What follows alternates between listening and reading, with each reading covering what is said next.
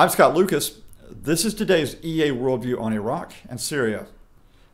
Why the Islamic State's Caliphate is just a big old marketing ploy. On Sunday, the Islamic State of Iraq and Sham declared that it was now just the Islamic State and said it was establishing a caliphate extending all the way from eastern Iraq across to Syria's largest city, Aleppo.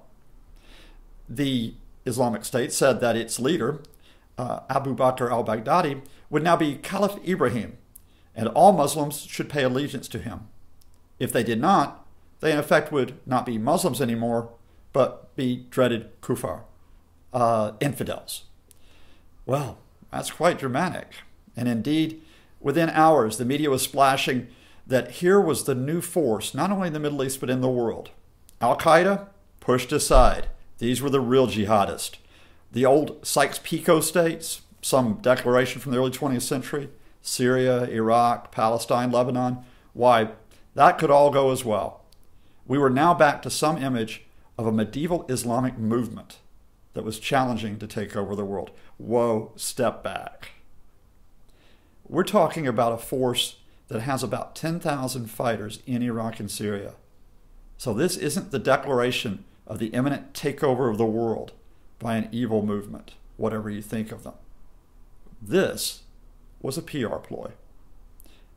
You see, if the Islamic State is going to continue to advance in Iraq, and if it's going to continue to try to advance in Syria, it needs more men.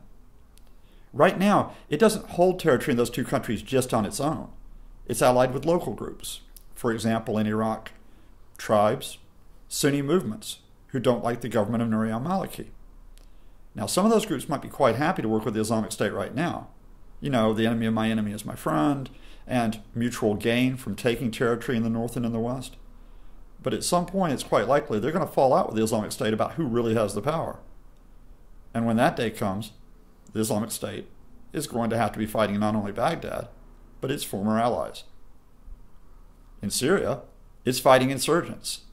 Not some scattered group of insurgents, as the media would like to tell you. It's fighting tens of thousands of insurgents. It succeeded in holding cities like Raqqa and holding parts of the east. But it's not exactly in a position where it can declaim victory once and for all. So what do? How do you bring in recruits? You give them a message. Nothing succeeds like success.